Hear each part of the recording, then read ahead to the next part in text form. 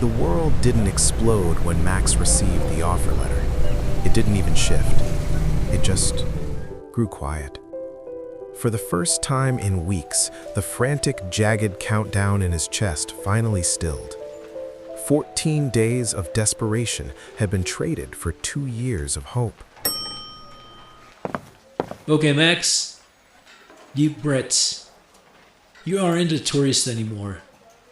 You're the executive assistant to a guy who looks like a movie star. Just stay professional and don't stare. Don't be weird. Be indispensable. That's the keyword for today. Max arrived before the sun had fully claimed the sky. He had already been emailing Lockie for a week. Visa copy, Emirates ID processing, contract draft, onboarding checklist. The office was quiet, smaller than he remembered from the interview. Minimal, clean, functional. 3 desks, meeting table, glass cabin at the corner where Lockie is seating. He sat in the silence of the empty office, his hands moving across the keyboard like a surgeon's. Through the glass of the executive cabin, Lockie arrived later, pausing mid-stride. He watched Max, 38 but carrying a steady, contained energy that felt like a quiet anchor in the room. You're early. Good morning, Mr. Thompson. I wanted to test the commute timing. It's always better to be early than late on day one. It's Lockie. We aren't big on titles here. Did you find everything you need? Yes, thank you. I've let you reorganize the client database and set up AEX filters for your morning emails. You've been here long? You've already touched the database? I hope that's all right. And notice a few redundancies in the lead gen flow. I thought it would save time. No pressure, Max. There's no competition here. Anything you'd like me to focus on? Lockie moved closer to Max and walked Max through the chaos of the shared drive and client folder. You'll handle invoices, client follow-ups, calendar blocking, and internal tracking. The invoice process is a disaster right now. I usually just figure it out as I go. Actually, I drafted a reporting template last night. It syncs to cut on your blocking with the billing cycles. It might save you the headache. Lockie stops walking. He looks at Max, his expression unreadable but focused. You did that last night, before you even clocked in. Max nodded, softly shrugging his shoulders. I just have a habit of preparing for this kind of things. Thanks. We'll check on it. Lockie thought, that's sufficient. Max quickly caught up with the office routine and dynamics. Lockie noticed that the rhythm was clearer. Max reorganized files, updated trackers, drafted templates.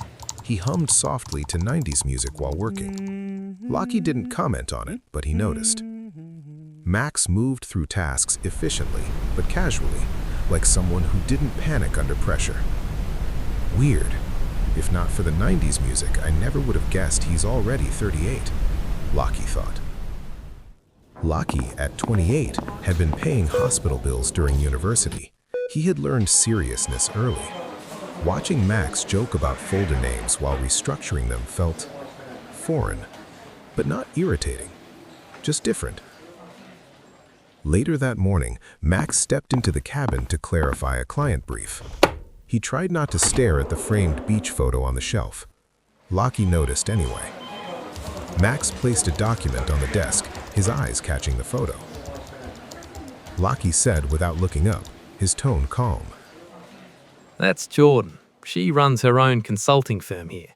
She drops by sometimes. Understood. I'll make sure her visits are prioritized in the schedule. Max thought as he was walking back to his desk, a wry smile touching his lips. There you go, Max. Of course there's a Jordan. And of course, she's gorgeous. Case closed. Straight, unavailable. Relax, Max. You need this visa more than you need a fictional love star in your head. Focus. Later that day, in the office pantry, Max was tentatively pressing buttons on the high-tech espresso machine. It lets out a violent hiss of steam. He jumps back, nearly colliding with Lockie. Lockie reached past him to close the valve. Their shoulders brush for a split second. Close the milk valve first, or it'll paint the walls. I was just stress testing the internal pressure. It's a very sealed machine. Max said while his heart racing, attempting to be professional. Try to survive the appliances, Max. I'd like to keep my assistant in one piece. Max laughed at himself, trying to hide his embarrassment. In the world of high-stakes business, patterns are everything. Lockie noticed this one on Tuesday. He confirmed it on Wednesday. At exactly 12:58 p.m., Max would stand, microwave his food in the pantry, and vanish. He wasn't just taking a break, he was disappearing. Lockie had a client meeting nearby, and he just so happened to see Max sitting alone in a small cafeteria. Lockie entered the humid, small cafeteria. The sound of a rhythmic, clicking ceiling fan fills the space. He spots Max at a corner table. Max is mid-bite. He freezes. He swallows slowly, looking at Lockie in his expensive suit against the backdrop of laminated menus. Oh. Do you need me to clap back in? I had a client call nearby. I parked just outside. You know you can eat in the office, Max. You don't have to hide out here in the heat. Courtesy.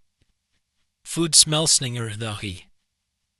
Vinegar, garlic, soy sauce.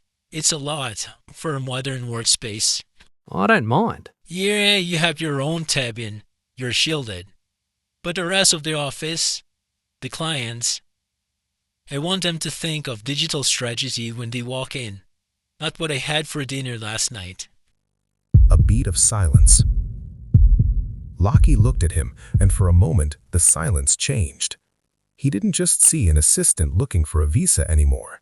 He saw a man who protected the reputation of a company that wasn't even his.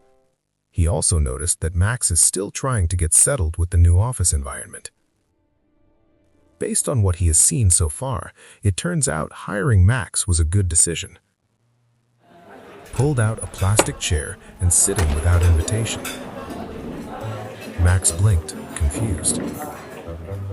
Lockie glanced at the food container. Chicken? Adobo. Max hesitates, then tentatively pushes the container towards the center of the table. Try. Lockie hesitates at first, then took a small bite. He chews slowly, his face a neutral mask. Max watches him like he's waiting for a verdict. That's good. Max finally smiled. The tension broke. Staring at Max, his voice deadpan and serious. Are you avoiding the office because of the smell, or are you hiding this so you don't have to share? Max stared back, stunned. You just made a joke. I asked a question. Max leaned back with a playful glint in his eyes. No. You smelled eternity. I felt it. I did not. You're going to get funnier. I can see it now. It's under there somewhere. Lockie shook his head up, took another bite, and stood up. Finish your lunch, Max. Lockie turned to leave, his face as serious as ever. But as he walked towards the door, the corner of his mouth betrayed him. Max saw a hint of smile that Lockie was trying to hide.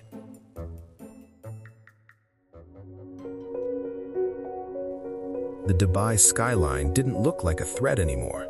It looked like a map. Max had survived his first week, carving out a small, safe territory between the glass walls and the warm adobo. He made a joke. A real human joke. Wow, Max. It gives you a job, a visa, a free cup of coffee, and you're already looking for the subtext. Chill. There's a Jordan, remember, and you're not here for a love life. You're here because bills don't pay themselves. But hey, the view is amazing, and my adobo is apparently executive approved. See you tomorrow, office. He had secured the stamp in his passport, but as the metro sped through the desert night, Max felt a different kind of shift. For the first time in years, he wasn't just staying because he had to. He was staying because, for the first time, he wanted to see what happened next.